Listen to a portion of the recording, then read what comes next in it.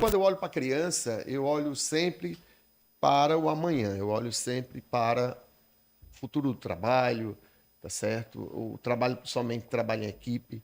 Hoje, as grandes empresas entendem muito bem que você sozinho, você não chega muito longe, né? E a sua equipe ela tem que estar muito bem alinhada. Isso aí é algo que eu valorizo muito, tá? Como educador, enfim, de modo geral. Uma coisa que, graças a Deus, Rebeca, tem mudado muito, né, a nível de robótica educacional em escolas, né? Isso a gente pode dizer com propriedade que a robociência hoje é uma das maiores empresas de robótica educacional, de tecnologia, cultura maker do Brasil, né?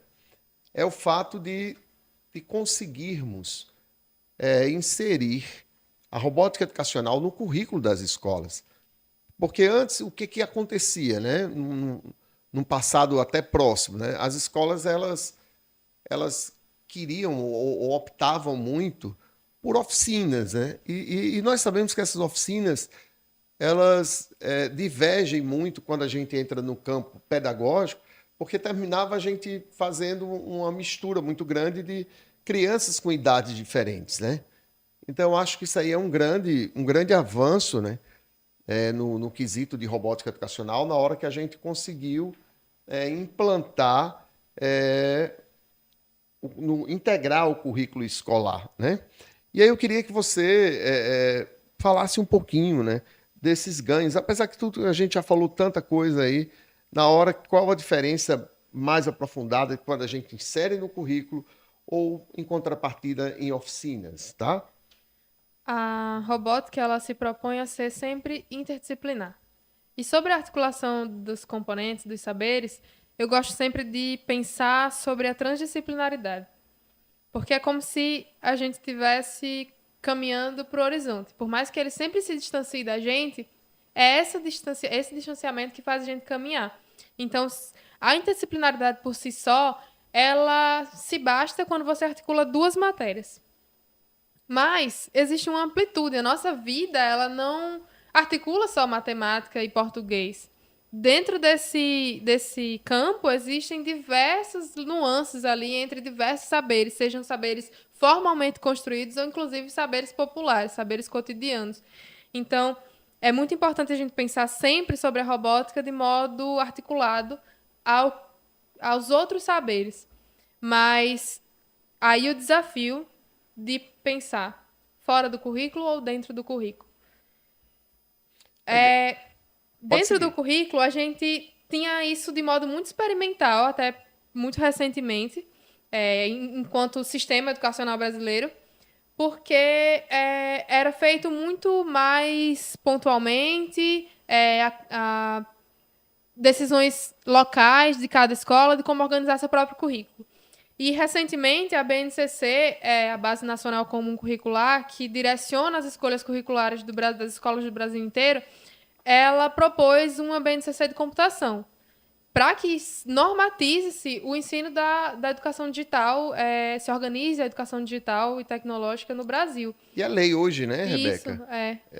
E aí, enfim, nós sabemos que, mesmo sendo lei, ainda há uma muitos dificuldade, desafios. muitos desafios, enfim, e dificuldade muito grande ainda, né, de se cumprir essa lei, né? Pode seguir, Rebeca. Porque também existe uma lacuna, né? Se colocou como lei, mas é como trocar o pneu do carro andando, porque eu já tenho professores em sala de aula e eu já tenho cursos de graduação acontecendo.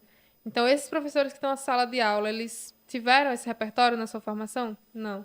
Os professores que ainda estão na graduação, eles têm esse repertório muito, muito superficialmente, né? Quando você vai atrás de ter, se especializar na área. Então, de modo geral, é algo que você só passa e não se aprofunda. Então, a gente precisa pensar sobre um desses desafios ser justamente a formação de professores. Porque quando a gente chega na escola com um projeto de robótica, dificilmente é um pouco abstrato para eles essa relação que esse robô vai ter com o meu trabalho. Então, o que é isso da robótica? O que você tem a ver com o meu trabalho? Como é que eu posso colaborar com você e como você pode colaborar comigo? Quando a gente vai para as escolas e propõe essa abertura para reflexão, eles começam a perceber que existem, sim, muitas possibilidades de conexão. Então, é muito importante integrar localmente as nossas equipes para que se construa um currículo adequado para cada escola, adequado com as crianças que estudam ali, com os objetivos que ele tem e com a comunidade que ela se insere. Né? Então, pensar o currículo é algo muito coletivo e que responde a esses 3 elementos.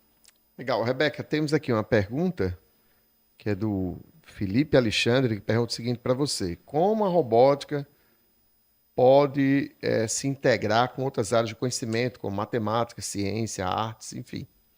A robótica, ela pode ter um projeto num tema muito específico.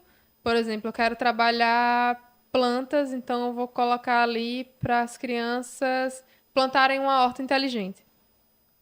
Tá, tem ali um conteúdo das ciências naturais muito explícito.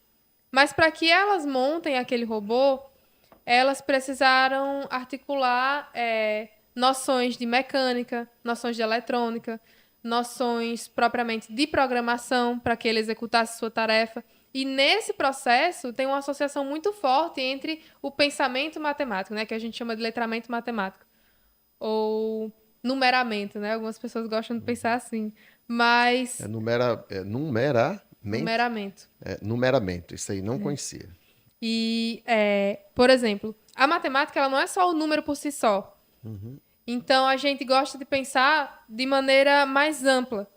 Eu preciso de uma sequência lógica para resolver meus problemas. Eu preciso que a minha criança ela reconheça que existe um conjunto, por exemplo, com um conjunto de elementos com semelhanças e diferenças. Eu preciso que ela reconheça diversos saberes, né, de agrupamento, de sequenciamento, para que ele consiga, por exemplo, criar um algoritmo. Né? Eu preciso entender sobre condições, isso já é linguagem, né? Então, se vai chover hoje, eu não vou à praia. Isso é uma condição. Isso é uma condição lógica, mas isso também é o uso do português propriamente. Né? Então, é uma maneira diferente de escrever textos, é uma maneira diferente de usar o português, é uma maneira diferente de usar a matemática. E a própria física também, a ciência, a biologia.